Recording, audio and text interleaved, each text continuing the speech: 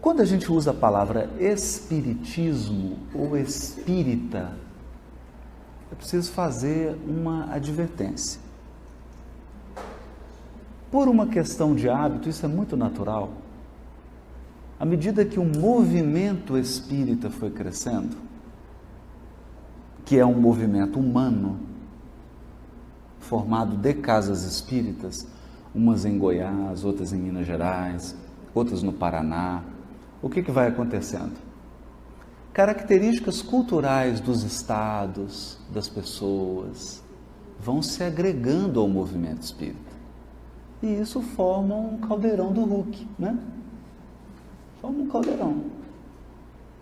E nós temos uma tendência imediata, porque é o que nós estamos vivendo imediatamente, de identificar espiritismo com o movimento humano espírita. Esse é um erro muito grave. Muito grave. Por quê? Porque expositores espíritas podem entrar em decadência moral. Sobretudo os mais famosos, os mais expostos. Porque eles são seres humanos. Num determinado momento da vida deles, eles podem fazer uma escolha trágica. Isso afeta o espiritismo? Em nada. Em nada. A menos que você tenha tomado como referência de vida uma pessoa. E não o espiritismo. Então, expositores, médiums, trabalhadores, lideranças, são pessoas que estão em uma atividade que é sociológica. Elas estão atuando numa comunidade, estão realizando seus trabalhos, mas são seres humanos. Trazem imperfeições, trazem vícios, trazem viés, complicações de outras vidas, e é natural que no trabalho delas isso venha à tona. Por isso, nós temos que invocar aqui o primeiro mandamento da lei. Amarás a Deus sobre todas as coisas. A Deus. Então, nós não estamos aqui para seguir indivíduos. A nossa fé não pode se basear em pessoas. Porque pessoas são falíveis. O objetivo da evolução é comunhão com Deus.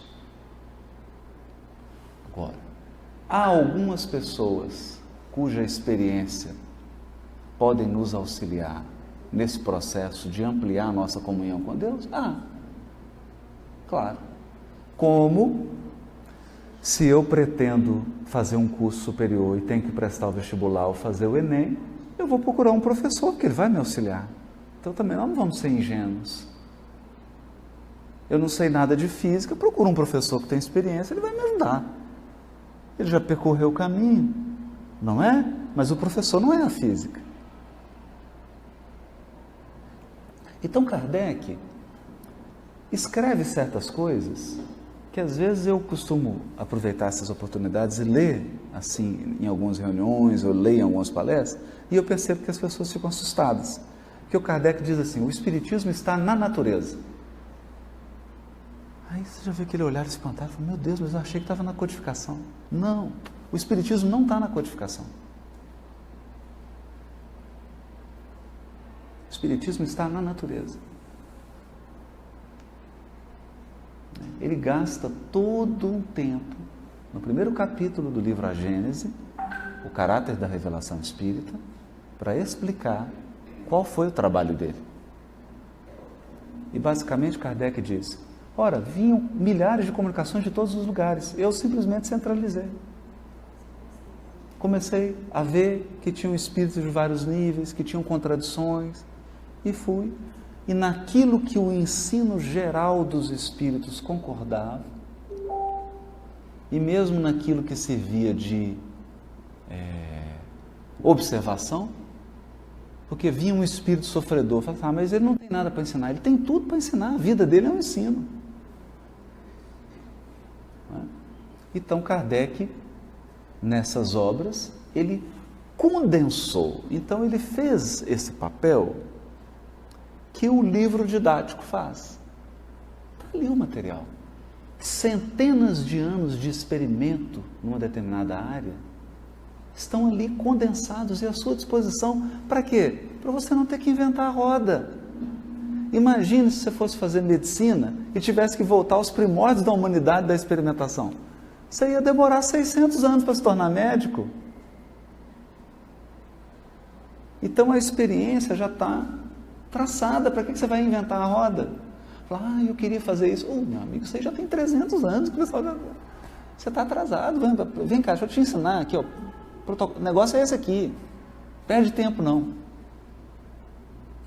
Não perde tempo. Não é? Tem até um caso engraçado, um amigo meu, Nelson Farias, ele conta, né? Diz que estava tocava sempre num bar um músico experiente, né? Já mais velho.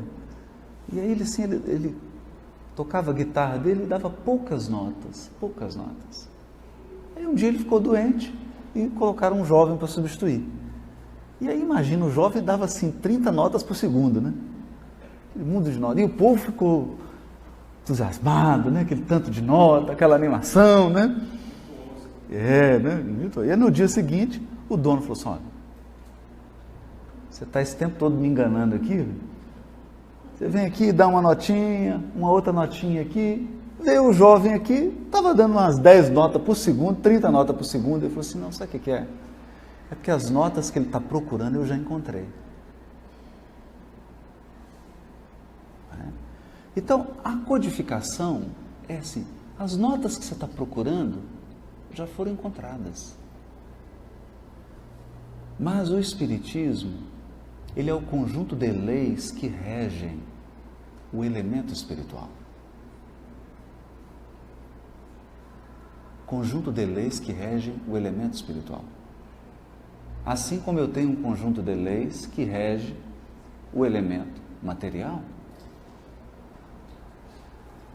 Então, se você pegar um livro aqui agora e soltar, ele vai cair e eu calculo a velocidade, eu calculo a aceleração, eu tenho matemática, eu tenho tudo para explicar essa lei da queda livre dos corpos. É uma lei. Se você jogar água em ácido sulfúrico, vai ter uma reação, sempre a mesma, em qualquer lugar, em qualquer país. Não interessa a sua cor, sua classe social, que língua que você fala, que cultura que você tem, a reação vai ser a mesma. Então Kardec logo percebeu isso, que haveriam leis, também naturais, que regem o elemento espiritual, o espírito, o mundo espiritual e as relações do mundo espiritual com o mundo corpóreo.